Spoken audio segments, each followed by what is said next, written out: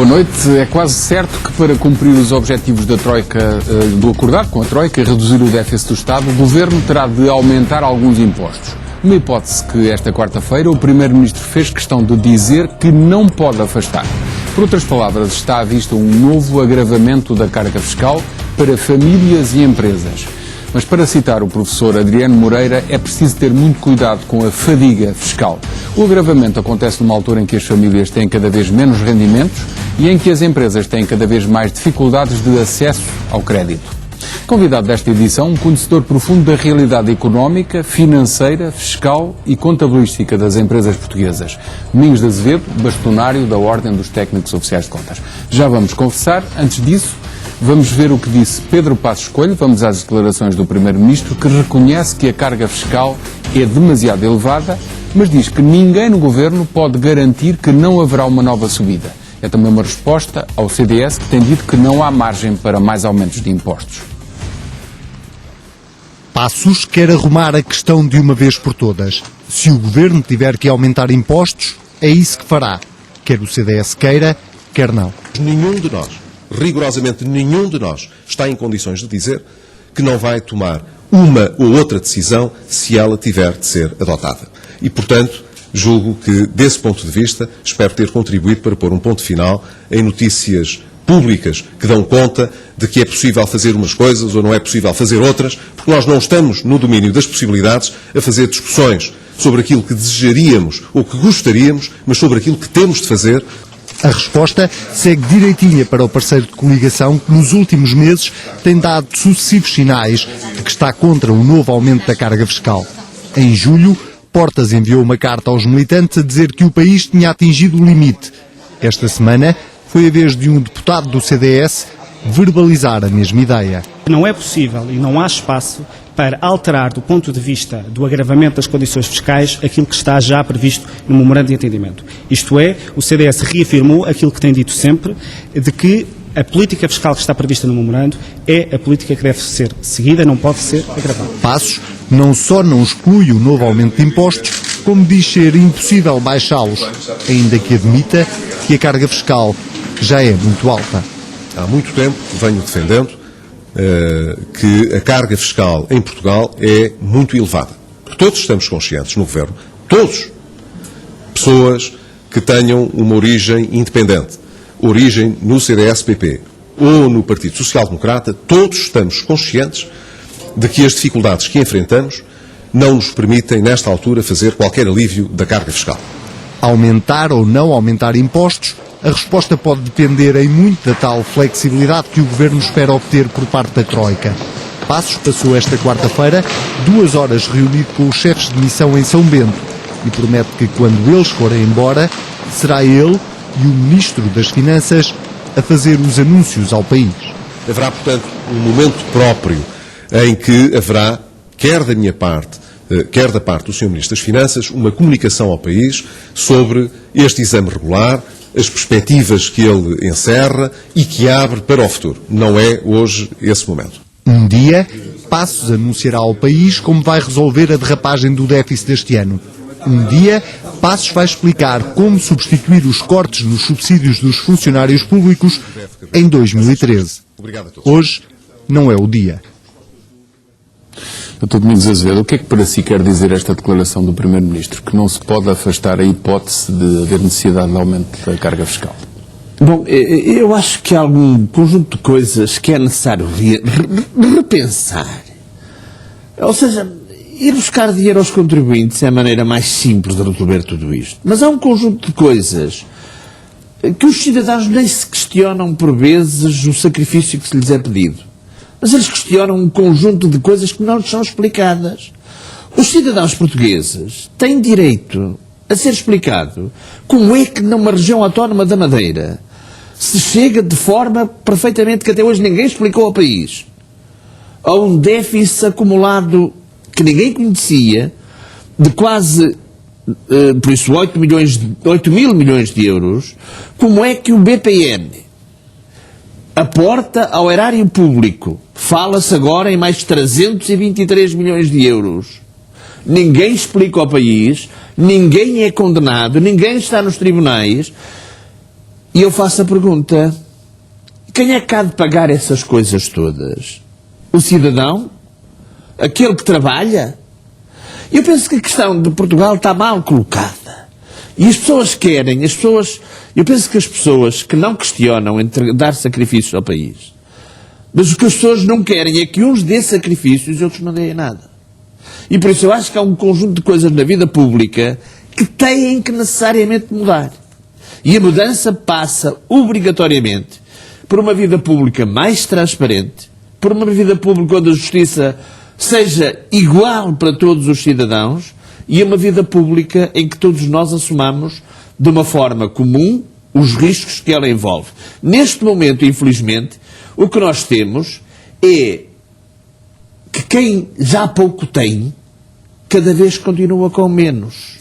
E isso é que começa a criar alguns desequilíbrios e começa a criar alguma insatisfação que realmente, quando se fala em saturação fiscal, quando se fala em que estamos no limite da fiscalidade, tem muito mais na base esta falta de explicação do porquê que chegamos até aqui e de pedir exclusivamente sacrifícios a uns e não pedir a outros. Mas coloque-se na posição de quem tem que resolver um problema de desacerto nas contas públicas. Disse que é a maneira mais fácil. É também a mais eficiente. Não havendo crescimento económico, havendo o compromisso, que alternativa haveria? A questão pode pôr-se também assim. Nessa perspectiva, pergunto-lhe, há ainda alguma margem para algumas franjas dos contribuintes portugueses Quando não pagarem for mais nada é dar mais trabalho aos cangalheiros. Margem há sempre. É matar as pessoas à fome, que elas deixando de comer, não pagam impostos, também não geram despesas. Vai lá ver essas coisas. Agora, há uma coisa que eu acho que é interessante e que é a seguinte. Eu tenho é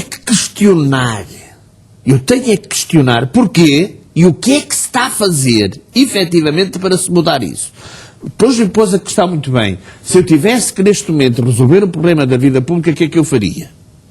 Em circunstância foi um pouco isto que me falou. Primeira das questões. Equacionava de uma forma profunda, como o Governo prometeu equacionar, e depois não conhecemos resposta nenhuma, como é que está estruturada a nossa despesa pública? Que estrutura justificativa é que tem a nossa despesa pública? Que contrapartida é que essa despesa pública tem para a sociedade efetiva no que respeita à melhoria de vida dos cidadãos? Isto é, ou melhor, estar dirigida para os cidadãos. Porque aquilo que nós assistimos, e os cidadãos sentem-se revoltados nisto, parece que eles são os culpados de tudo isto. É bom que seja dito que não são. Que não são os culpados de tudo isto, são as vítimas de tudo isto.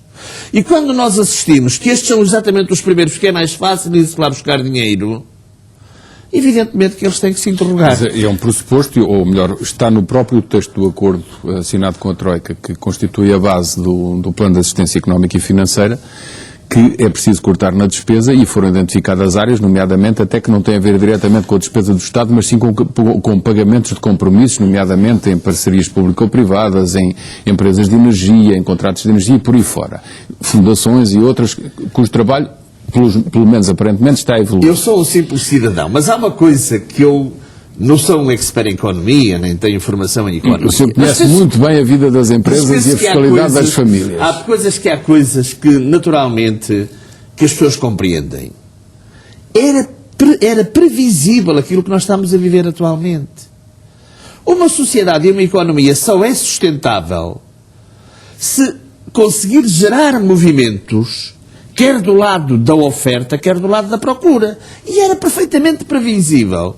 Se eu vou reduzir de uma forma drástica a capacidade de compra de um número muito significativo dos cidadãos, era perfeitamente previsível que isso ia ter efeitos naquilo que está a ter. Levava-nos a uma outra discussão, que é a composição do crescimento económico que tínhamos, que era baseado numa procura interna, que era artificial, que era fomentada por despesas do Estado, que não tinha dinheiro para as fazer e ia pedir esse dinheiro fora. Portanto, desse ponto de vista, levava-nos a uma discussão macroeconómica, que até tem sido feita muitas vezes aqui. Mas focando mais nesta questão da margem para cobrar mais alguns impostos, eu vou verbalizar com aquilo que são as estatísticas oficiais. E as estatísticas oficiais, o que nos dizem é que, apesar destes momentos em que já foi aumentada a carga fiscal, na verdade 55% das famílias e 66% das empresas não pagam imposto, por força de algumas isenções, deduções, não atingimento de limites mínimos para a cobrança. Esta realidade existe. Eu pergunto só muito rapidamente, respondo a isso uma questão muito simples. Quem ganha vencimentos de pessoas licenciadas que têm vencimentos de 500 euros, famílias cujo único rendimento é de 500 euros, terão condições para pagar impostos? Alguns mais impostos, outros pagar por isso eu digo já neste momento. E há coisas objetivas que nós verificamos. Permita-me uma coisa muito simples. Se nós chegarmos às praias, o verão está a terminar, mas um dos factos que nós verificamos naquelas praias tradicionais é de um aumento muito significativo de frequentadores dessas mesmas praias. E atenção, de pessoas que aparentemente revelam alguma situação de equilíbrio financeiro. Por exemplo, pessoas que têm Mercedes, enfim, carros em bom estado, poderá não querer dizer nada, mas também poderá querer dizer. E elas hoje não vão para o Algarve, não vão para o exterior, não vão para o estrangeiro, aproveitam exatamente as praias próximas das suas localidades. E este é o sinal mais evidente de todos, que se estabeleceu um desequilíbrio entre exatamente o nível de vida que as pessoas tinham, aquilo que elas hoje conseguem ter, e que estão a mudar radicalmente os seus hábitos. Aquilo que eu quero dizer é o seguinte, e colocou uma questão no princípio, e há coisas que eu não consigo entender. E quando vem com o problema da Troika e mais Troicas, eu primeiro quero dizer que todo este problema da Troika deveria ser reequacionado. Primeiro, as circunstâncias em que ela entrou no país. Sim, mas Foi circunstâncias específicas, mas os crimes não podem, as pessoas quando cometem erros, pelo menos devem ser equacionados porquê.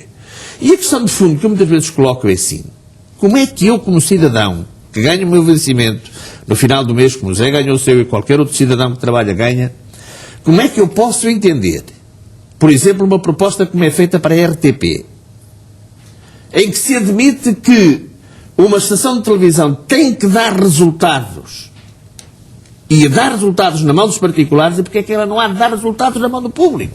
Não consigo entender. Não, mas há coisas que eu não consigo entender. Outra discussão certamente muito interessante. Mas o que eu quero dizer com isto é uma outra coisa muito simples, se me permite, muito rapidamente.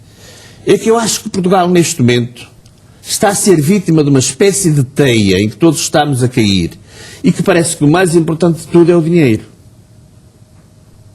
E há coisas que parece que se resolvem bem, porque funcionam na mão dos particulares, e há coisas que parece que não têm solução se funcionam na mão do interesse público. E é isso que me começa a assustar. É a dependência da estruturação da sociedade a nível de uma parte muito significativa do mundo, na dependência da rendibilidade económica e na dependência do capital. E as pessoas humanas nestes processos tendem a ser números e não pessoas. Eu percebo o que diz, mas numa conjuntura em que se não há dinheiro para fomentar a economia e tem que se pedir lá fora numa altura em que ninguém o empresta, não vejo solução para isso. Mas isso leva-nos a uma outra discussão. Deixe-me focar só nesta questão da fiscalidade. Pergunta muito objetiva, não há mais margem para aumentar, eu não digo as taxas dos impostos, mas a cobrança, a chamada base tributável, porque há esta percentagem de famílias que não pagam 55% referidos e de 66% de empresas que não pagam, reduzindo as deduções e chamando mais gente a pagar, mesmo que os rendimentos não sejam muito elevados? Ora bem, é porque é isso que eu interpreto das palavras do Primeiro-Ministro ao dizer que pode haver uma necessidade de recurso a um aumento de carga fiscal. É verdade que nós temos alguma tradição de incumprimento dos deveres de cidadania. É verdade. Não vamos negar isso. Nós vimos de uma cultura latina e temos alguns desses hábitos. Se compararmos esses nossos hábitos com outras sociedades que tradicionalmente nós consideramos mais evoluídas, não estamos muito longe dessas sociedades. A economia, neste momento subterrânea em Portugal, não anda muito longe da economia francesa, da economia alemã, economias com outra tradição cultural, e o que quer dizer, em substância, é que o que aqui me apresenta poderá não ter peso na resolução do problema de fundo, conforme aqui é apresentado. E temos que ver isto também por outro prisma. é que muitas vezes estas empresas não dão um resultado direto, mas dão um resultado indireto. Mantendo postos de trabalho, dando Exatamente, emprego. mantendo postos de trabalho, libertando o governo, do seu papel último, que é garantir aos cidadãos um mínimo de vivência com dignidade através do subsídio de desemprego. E por isso, não podemos também ver estas situações exclusivamente na ótica da rendibilidade. Agora, temos é que, naturalmente, e as empresas estão já muito assoberbadas, é preciso dizer isto, as empresas têm neste momento 2 impostos sobre o rendimento. Um sobre a funcionalidade, que é o pagamento especial por conta, e que pode atingir 20% do volume das despesas, o que é muito significativo, e outro sobre o rendimento efetivo.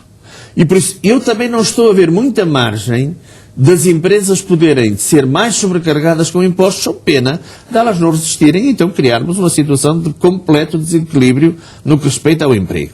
Agora, o que penso também é que nós deveríamos ter a capacidade de separar o trigo do joio. É que há empresas que, na verdade, não cumprem por razões que já são de tradição cultural e muitas vezes não são incomodadas. Porque nem sequer estão no sistema e, portanto, não estando no sistema, o fisco finge que não existem, é isso? Ora bem, Zé, eu não gostaria de falar muito, mas porquê que há de haver cidadãos portugueses que acordam do dia para a noite riquíssimos e ninguém os incomoda?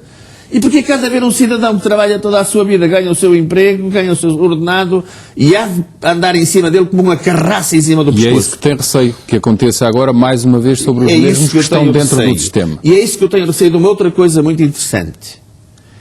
É que, infelizmente, tem-se vindo a perder alguns valores de justiça tributária.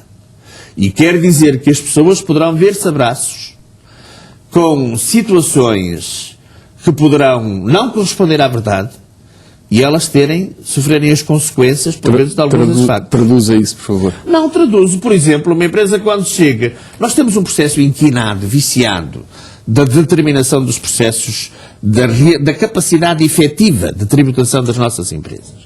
E um processo que não merece, na minha opinião, deveria ser imediatamente equacionado.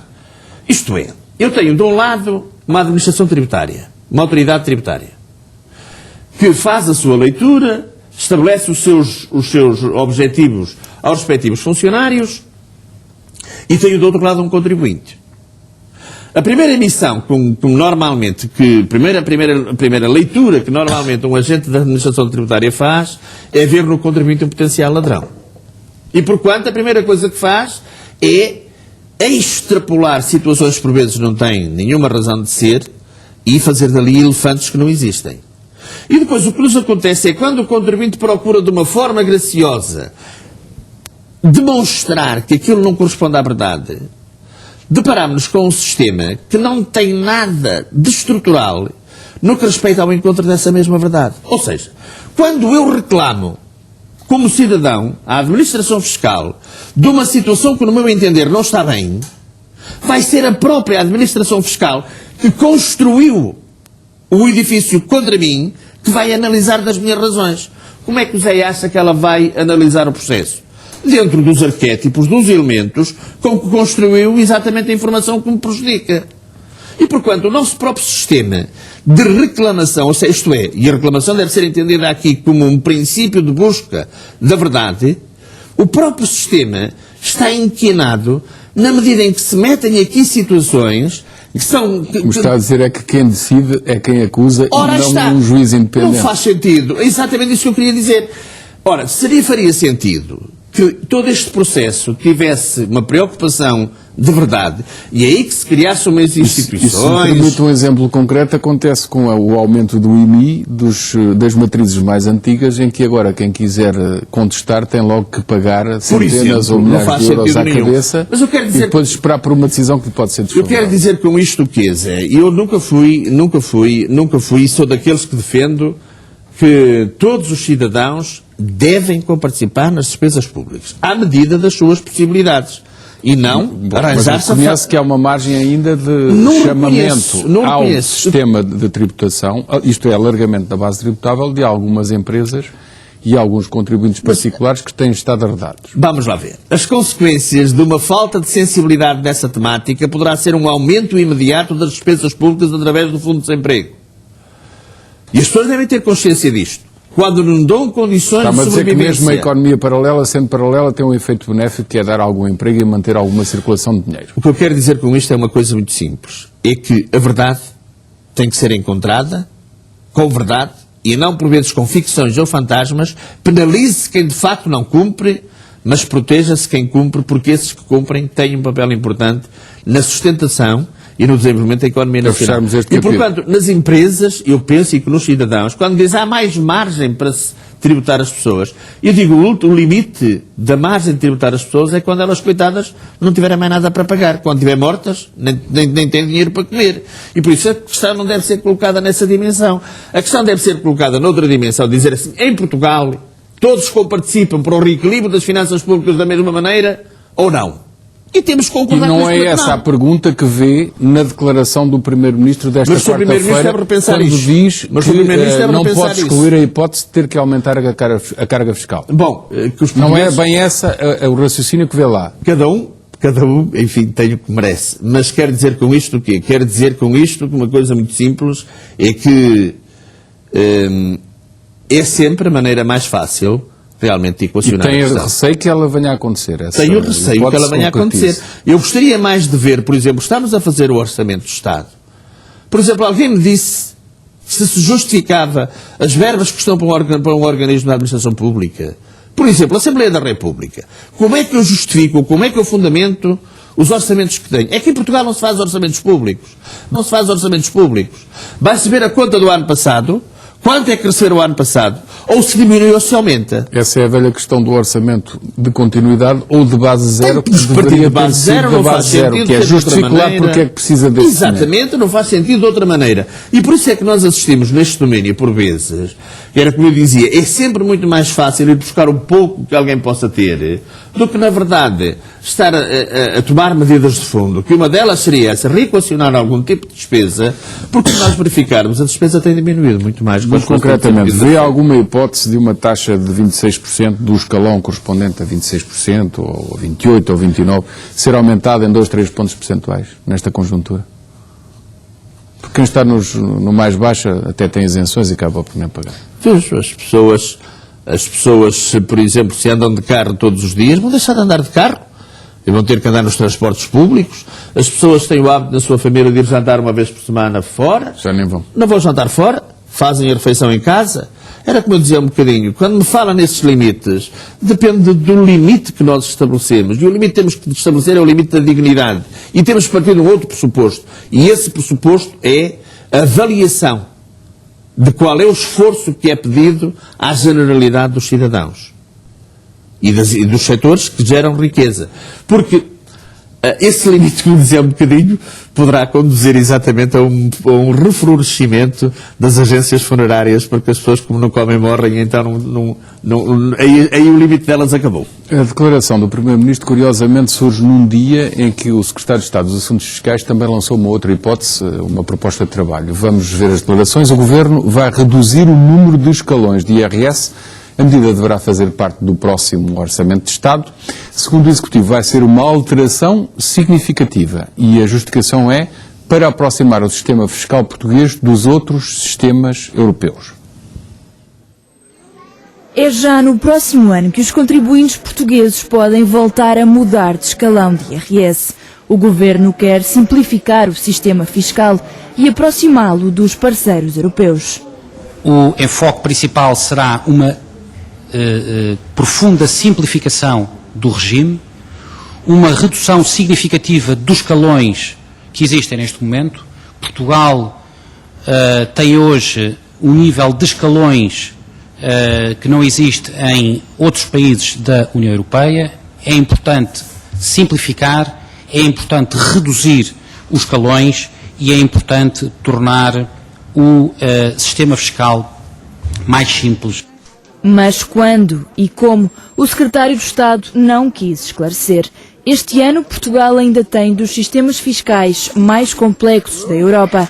Os contribuintes estão divididos em 8 escalões de IRS. Quem ganha até 4.898 euros por ano está sujeito à taxa mínima de 11,5%. Na taxa máxima, de 46,5%, estão todos os contribuintes que ganham mais de 153.300 euros anuais. Do pouco que se sabe da medida, é difícil compreender o impacto que terá nas contas do Estado e na dos portugueses.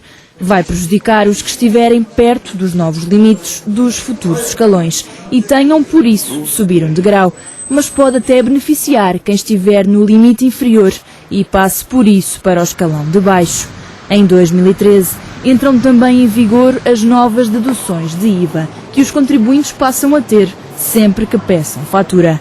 O Governo garante que o processo vai ser automático.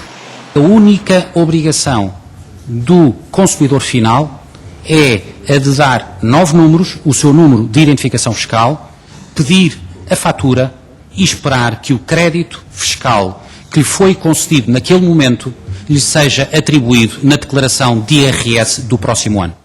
O Executivo continua focado no combate à fuga ao fisco e garante que não vai perdoar mais evasões fiscais de património no exterior que não tenha sido declarado. Dr. Domingos de Azevedo, vamos a esta questão esta proposta de simplificação dos escalões de IRS. Eu tenho uma suspeita. Olhe, Zé, Deixe-me dar-lhe conta da minha suspeita. Isto é como uma escada que tem 8 degraus e tem uma inclinação a 30%. Exato. Se fizerem 4 degraus e a escada mantiver a mesma inclinação, É muito mais criam-se alguns descontentes, mas criam-se alguns mais contentes e o resultado para o Estado é o mesmo. O pior é se os novos degraus tornam a inclinação mais acentuada. A minha suspeita é que isto vai tornar a inclinação mais acentuada e pôr mais gente a pagar. Pode acontecer isso? Olha, permita-me só que lhe diga duas coisas muito simples. Eu, quando ouço falar em simplificação fiscal, começo a tremer. Por quê? Porque quem paga impostos são pessoas. E pessoas são algo de muito complexo, individual. E não são números que pagam impostos, são pessoas. E pessoas que podem ter os filhos doentes, que pessoas que podem ter acidentes podem poder não ter trabalhado, pessoas que podem ter circunstâncias completamente diferentes e naturalmente diferenciadas de outras nas mesmas circunstâncias ou circunstâncias idênticas. Não sou daqueles que digo que a simplificação atinge apenas isso, mas quando ouço falar em flat tax, etc., eu fico logo muito preocupado, porque cada caso em fiscalidade é um caso, e que o tributo são pessoas. Quando o Zé paga um imposto, deixa de ter menor capacidade para poder dar um vestido novo às suas crianças, poder comprar um livro, ou até o Zé hipotecar um pouco da sua comodidade. E por isso, as pessoas devem pagar impostos, a questão é aqui determinar em que base é que elas devem pagar impostos. Portanto, simplificar é tornar grosseiro e não atender a casos concretos. Ora, está a tendência... Por alguma razão existia a complexidade do sistema.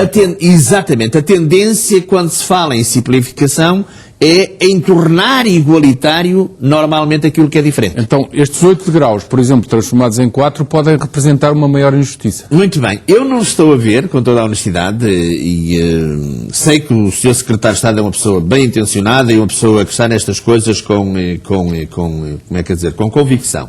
Mas com toda a honestidade, não estou a ver em que é que a redução dos escalões de IRS pode simplificar o processo. Em termos de simplificação, mas tem a mesma suspeita que eu, que é que a escada fica mais inclinada e pode receber mais dinheiro. Eu faço-lhe a pergunta de outra maneira. Acha que neste momento Portugal está em condições de diminuir a receita fiscal? Não.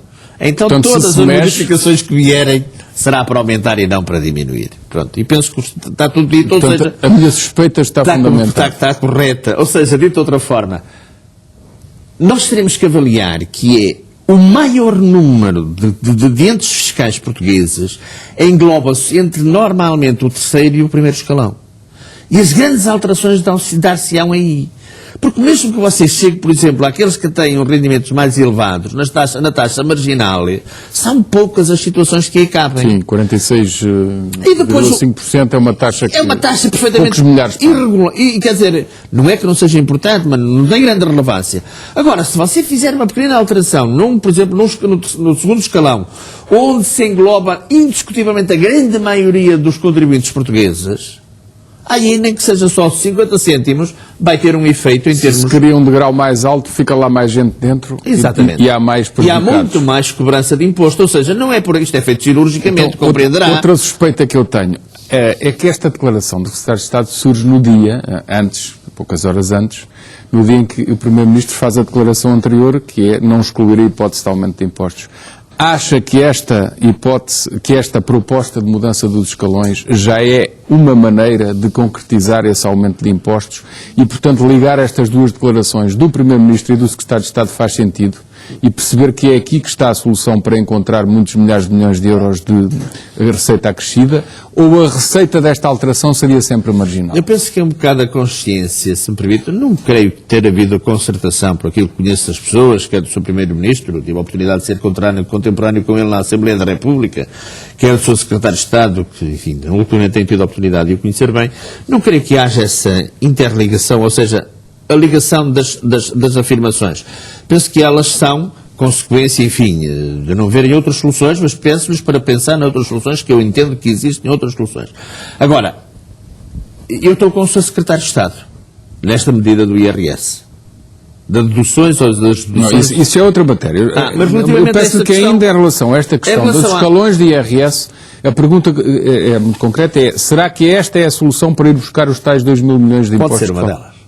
Pode ser uma delas. Pode ser uma delas. Pode ser esta, acrescida de outras, mas esta será indiscutivelmente. Essa será indiscutivelmente, porque bastará o CE chegar a um destes escalões e alterar, por exemplo, imaginamos só 1.000 euros... Para apanhar muito mais Para gente. apanhar um número muito grande. E atenção, porque os serviços a estatística fiscal tem estes elementos e sabe qual é os efeitos que isto provoca.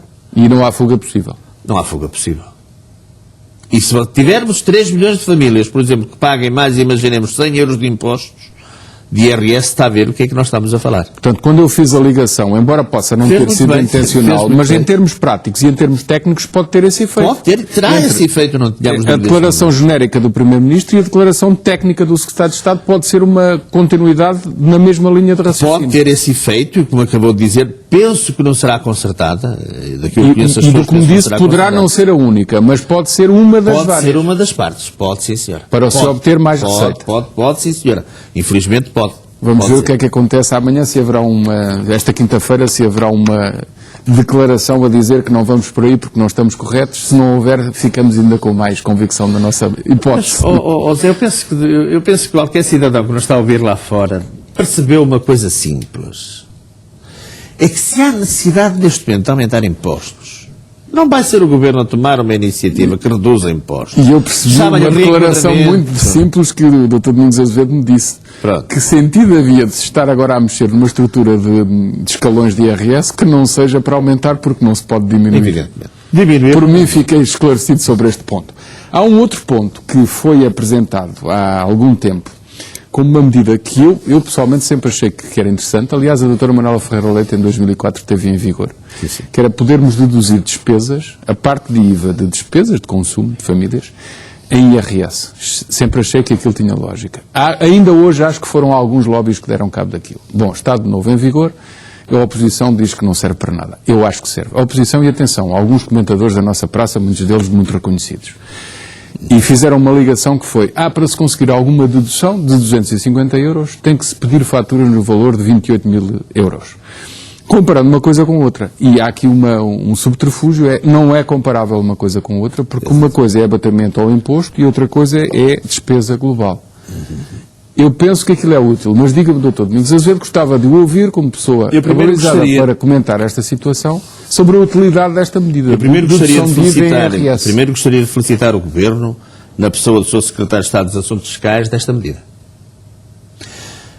Eu não posso avaliar esta medida pelos efeitos que ela vai provocar.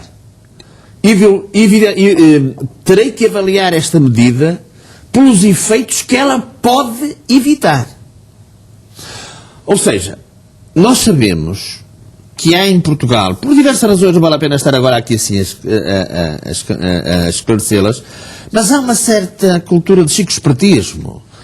O outro pagaste, eu não pago, eu que estou bem. Nas culturas nórdicas sabemos que até cultivam a denúncia destas situações dos incumpridores. E não veem isto como uma delação. Numa Dinamarca, numa Noruega, numa Suécia, cultivam exatamente o cumprimento de todos os deveres que têm de cidadania. Ora bem, a medida do Sr. Secretário de Estado, para além dos efeitos que possa ter, ela tem um efeito pedagógico muito grande. Porque a primeira grande preocupação de quem provoca a fuga é de não ser descoberto. E se nós diminuímos o círculo, então ele começa a sentir a necessidade do cumprimento. E por isso, eu não avalio esta medida muito pelos seus efeitos imediatos. Avalio-a mais pelos seus efeitos a longo prazo. Que é chamar gente ao sistema para pagar Exatamente, impostos. Empresários que prestam este serviço e que normalmente não querem passar fatura para depois não serem responsabilizados fiscalmente. Ou seja, dito de outra maneira, eu penso que o professor Sousa Franco tinha toda a razão quando dizia: se todos nós pagarmos o que devemos, então todos nós podemos pagar pouco.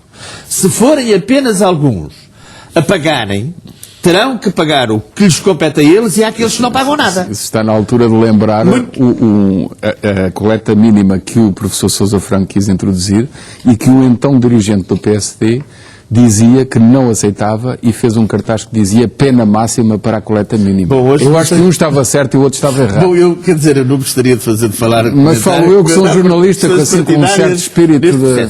E eu quero aqui assim dizer que estou completamente de acordo com a medida que o Sr. Secretário de Estado tomou.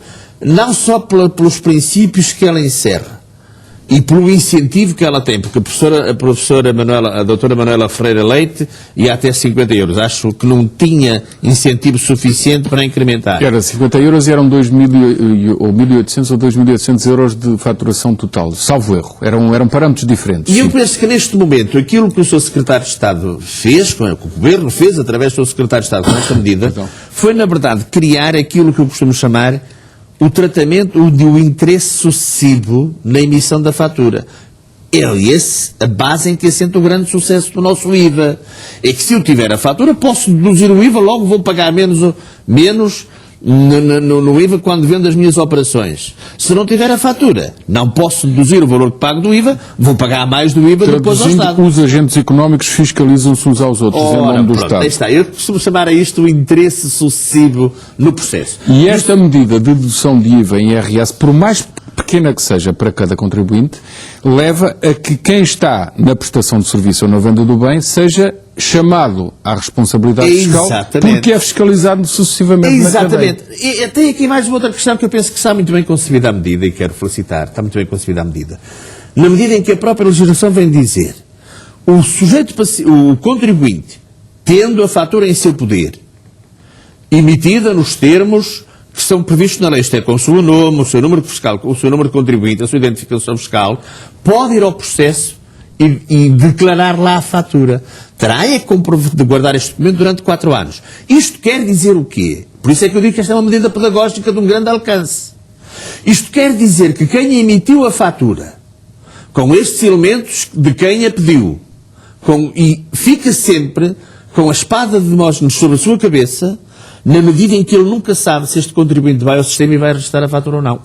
Ora, isto no sistema da fatura eletrónica, a Administração Fiscal, e foi o que o Secretário de Estado disse esta quarta-feira, a Administração Fiscal ao fim do mês já lá tem os dados carregados. Mas imagino que ele que omite esse documento. Tem, o cliente da empresa tem esse documento. Portanto, é clarificador. É o segundo controle do processo. E essa é que é a parte, na minha opinião, mais rica disto. Porquê?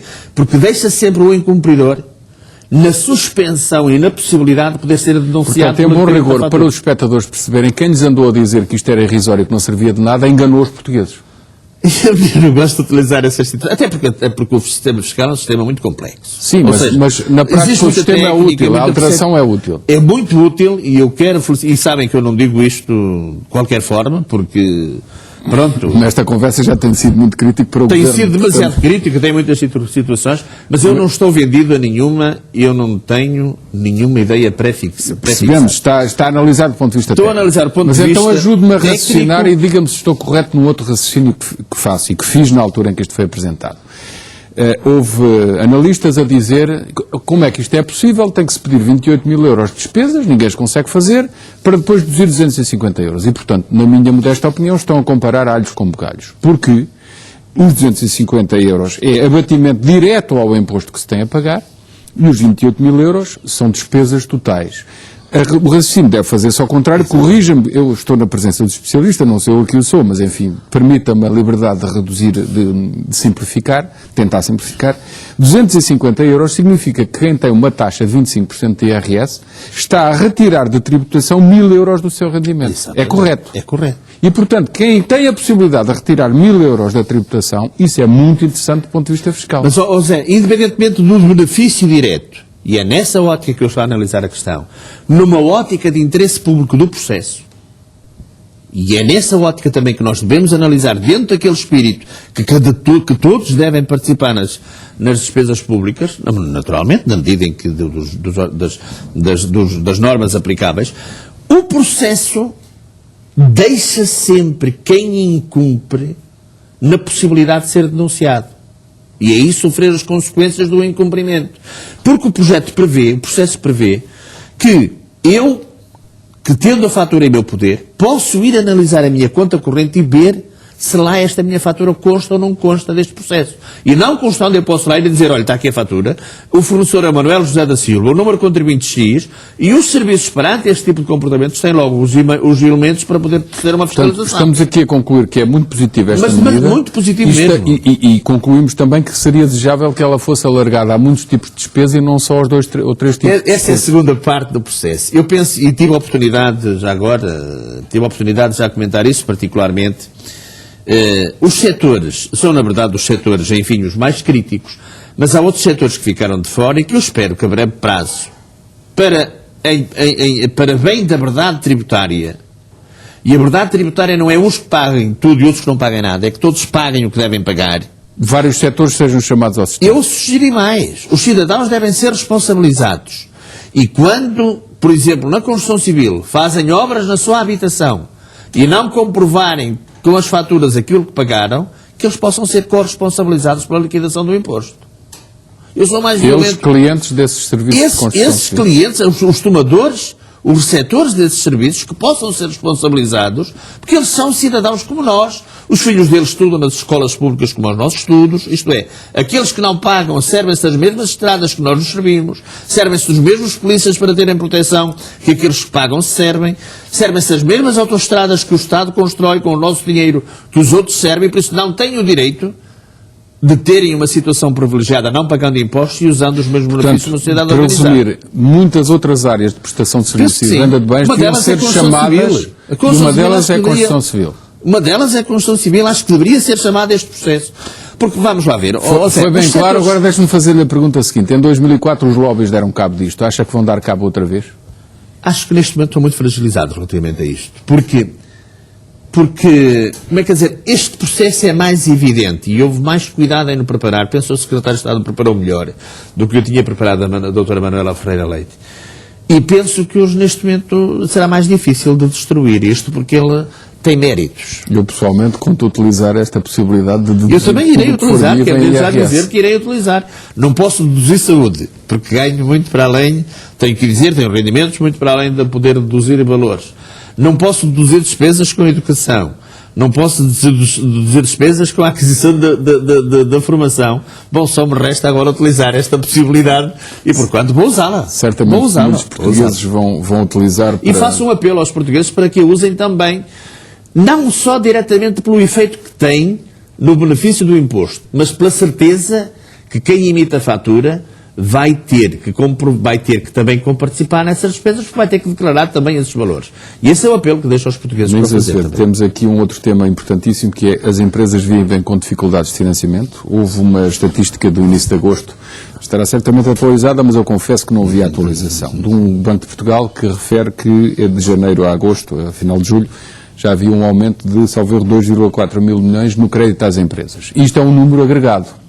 Depois percebe-se que esse crédito, a maior parte dele, esse aumento da concessão de crédito, a maior parte dele é para grandes empresas, e depois percebe-se que banca estrangeira está entre os financiadores dessas grandes empresas, e depois percebe-se também que pequenas e médias empresas, afinal, até tiveram menos. Sendo certo que essas pequenas e médias empresas aguentam a maior parte do emprego e compõem o tecido social. Pergunto-lhe, não está a haver o desatar do nó desta questão do financiamento das empresas? Olha, o que eu acho é que o tecido empresarial português é vítima de um processo muito complexo. Porque o tecido empresarial português, para sobreviver, só tem um meio possível. Ou dois, mas o outro não existe. É o autofinanciamento, por isso as pessoas tendo dinheiro para financiar os seus investimentos, ou então o recurso à banca. E o que é que nós temos assistido? Isto é importante. É que a banca tem salvado a sua própria pele e deixando que os outros, não se importando muito com a pele dos outros. Antigamente, e eu falo nisto com conhecimento próprio, tenho um pequeno escritório de contabilidade onde trabalham 10 pessoas. E às vezes as pessoas têm dificuldades em pagar, os meus clientes também têm dificuldades. E, por vezes, antigamente apresentavam letras, apresentava a letra ao banco, graças a Deus não tem nenhum incidente bancário, apresentava a letra ao banco e o banco descontava a letra. Não havia problemas nenhuns. Desde que o aceitante não tivesse incidentes bancários, não havia problemas nenhuns. O que é que acontece hoje? A gente apresenta uma letra ao banco, não consegue descontá-la. Mesmo não tendo incidentes, não consegue descontar essa Mesmo letra. não havendo nenhuma questão... Mesmo anterior. não havendo incidentes. Tem situações dessas, não consegue descontar a letra. O que é que resta a uma pessoa que, enfim, que pode passar um momento menor, um momento de mais aperto, mas que até tem cumprido? O que é que lhe resta a ela a não ser fechar a porta? E aqui penso que nós assistimos a alguma situação de que a banca não está a cumprir a missão que o Governo lhe confiou nesta temática, incluindo a disponibilização de capitais para este apoio às empresas. Eu não estou a dizer que os bancos devem emprestar dinheiro a quem sabe que não nos vai pagar. Atenção. Mas não devem descurar o tecido empresarial. Exatamente. Eu recordo e aqui hoje que o os tecido bancos empresarial é foram... autónomo. E em vez de se ter criado, isso é interessante, que eu penso que faria sentido, criar-se uma espécie de mecanismo de financiamento das empresas no mercado, como por exemplo criar-se uma espécie de mini-bolsa com um mínimo de garantias, onde as pessoas pudessem ir aí financiar os projetos capazes. Nós assistimos a uma estrutura demasiado pesada, que é o caso da CMBM, onde as pequenas e médias empresas não têm acesso a toda essa estrutura. E porquanto hoje o processo das empresas é muito complicado, porque as pessoas também não têm dinheiro. É muito complicado e elas fazem, perdoe-me a expressão, usando uma expressão uma expressão popular, fazem das tripas coração para conseguir aguentar este momento. Mas não é assim nada Eu bom. recordo que com a disponibilização de dinheiro no âmbito da negociação do acordo com a Troika, foi disponibilizado dinheiro para financiar diretamente os bancos, que é sabido, e também para os bancos pedirem dinheiro com garantia do Estado. São sabidos os montantes, não vale a pena estar aqui com pormenores, mas na sequência da entrada do Estado no capital de alguns bancos, foi dito que os bancos eram obrigados a constituir fundos para financiar a economia com Pois, os dinheiro para as problemas de pequenas e Basileia, e os problemas de rácios, etc. que Deram acabou- cabo, sim, levaram a que não se emprestasse, mas agora há objetivamente na legislação a obrigação dos grandes bancos criarem, pelo menos os que foram intervencionados pelo Estado, estamos a falar de BPI, BCP e caixas de depósitos, não por aquela bolsa de dinheiro, mas diretamente pelo Estado, de criar um fundo e na altura retive 30 milhões a cada um deles para emprestar à economia, no somatório seriam 90 milhões. E a verdade é que com burocracias atrás de burocracias, atraso atrás de atraso, este dinheiro continua a não ser, estes fundos continuam a não ser constituídos. Vê justificação para isto? Não vejo justificação para isso e vejo uma outra coisa também interessante. Eu tenho um cliente meu do escritório e que, por exemplo, na diferenciação de taxas entre as praticadas por bancos portugueses e praticadas por bancos estrangeiros, há uma diferença, por exemplo, na ordem dos 5,5%. Com os bancos portugueses a cobrarem A mais? cobrarem mais com os bancos estrangeiros em 5,5%. É dinheiro demais. Então devíamos era chamar os bancos estrangeiros todos para cá para substituir Mas os eu portugueses. posso porque, provar afinal, o que acabo de um dizer. dia destes deixamos de precisar Posso deles. provar o que acabo de dizer. O Deutsche Bank fez um financiamento, e não é tão pequeno, a taxas inferiores a 5,5 que foi fixado por um outro banco português, na praça, a quem essa empresa estava endividada com garantias reais, e eu aconselhei o meu cliente, desculpe lá, amigos, negócios à parte. Então avance com o financiamento, mude o financiamento para o Deutsche Bank e faça o financiamento das... Eu não quero fazer publicidade ao Deutsche Não, mas Bank. as pelo amor de Deus. instituições existem, temos Mas que as referir instituições nomes. existem. Isto aconteceu. Falámos em 2 milhões de euros e eu aconselhei o meu cliente a mudar o Eu não resisto a perguntar-lhe qual era o banco português. Não, É que eu já compreendo que não digo. não irei Sim, senhor. dizer, porque penso que não faz Certo, quer dizer, certo, eu não compreendo, queria, eu compreendo. não queria naturalmente estigmatizar o que Mas quer o dizer. exemplo foi Mas bem o exemplo claro. foi esse, E o que claro. me está a dizer é que há muitos mais dessas Há muitos natureza. mais destas medidas. Então, financiamentos, quer dizer, alterações aos spreads são praticamente Mas todos os meses. eu fico admirado quando o Banco Público Caixa, que até publicamente veio dizer que apoia a PME, e de repente vemos um ministro a fazer um despacho ou uma determinação a dizer que o Banco Público tem que emprestar à economia. Tradução minha. Afinal, a promessa não estava a ser cumprida e afinal é preciso dar um murro na mesa. É a minha tradução jornalística. É um pouco, e penso que ela tem, pelo menos as dificuldades que nós sentimos no dia-a-dia das empresas, tem a expressão prática, o que acaba de dizer. O presidente da CIP, António Saraiva, dizia-me há pouco em conversa que devia haver um inquérito à atividade creditícia em Portugal, organizado pelo Banco de Portugal, que devia demonstrar estatisticamente o número de pedidos de crédito e depois discriminar por O número recusado. pedidos de crédito e respectivos montantes, número e montantes de aprovação e número e montante das rejeições. Acho que o país teria muito a ganhar, não era? Ora bem, eu penso que o Dr. António Saraiva que põe o dedo na ferida de uma forma, Então, mas nós que somos cidadãos e somos também atores desta vida em conjunto, podemos pedir ao Banco de Portugal que faça isso. Podemos e devemos, só que penso que isso não nos resolve o problema. Eu penso que nós deveríamos começar a pensar numa forma de libertar um pouco as empresas desta exclusividade bancária. Que era não precisar dos bancos e ir a outra via. Ter outros meios de financiamento. Ter outra forma de financiamento. Porque não fundos públicos, porque não fundos constituídos por particulares para financiamentos de outras situações.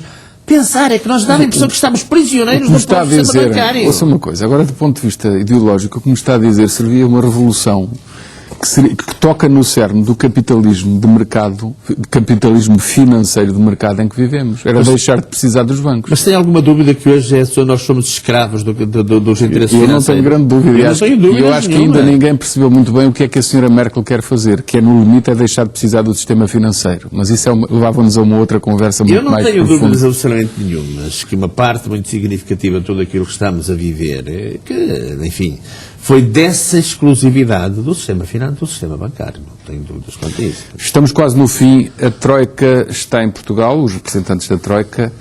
Há duas coisas que queria perguntar muito rapidamente. Por um lado, espera que eles aligeirem os critérios de cumprimento do plano de assistência económica e financeira, tanto em prazos como em montantes, ou pelo menos em prazos? Olha, Zé, eu esperava que houvesse bom senso. E o bom senso passa por isso? E o bom senso passa por Por isso. aligeirar esse critério. Passa por aligeirar, porque, vamos lá ver, se o Zé tem dinheiro, qual é a sua maior preocupação? Se tem dinheiro para emprestar, qual é a sua maior preocupação? É que o dinheiro renda E que seja pago e efetivamente. que se receba o cash, como nós dizemos, o valor que empresta. Penso que Portugal já deu provas de que paga. Já deu provas de que quer modificar as coisas. Então, o que nós estaremos a garantir aos nossos financiadores é a distensão no tempo do rendimento que lhes foi garantido. Então qual é o problema em distender no tempo, para não criar todos estes problemas que estamos a criar à economia, distender no tempo o reajustamento da economia? Estamos mesmo não no vejo fim. realmente, eu não compreendo, é o contrário. E perdoe-me só muito rapidamente. Peço que seja muito breve. Muito estamos breve, mesmo muito no breve. fim. Não consigo entender tantas mentes luminosas na área da economia e que, na verdade, continuem a não fazer desta questão uma questão de fundo para isso. Resposta por 10 segundos. E baixar a taxa de juro, que na altura foi de 3 mais uns spreads, anda pelos 4,5, salvo erro, se não estou em erro. Poderia também ser baixada? Evidentemente que sim. Evidentemente que sim. Porque eu não consigo entender porque é que uns não de viver sem nada, outros são de viver como dos milhões. Doutor Domingos Azevedo, muito obrigado, foi um prazer. Por nada. E agora, muito rapidamente, Obrigado.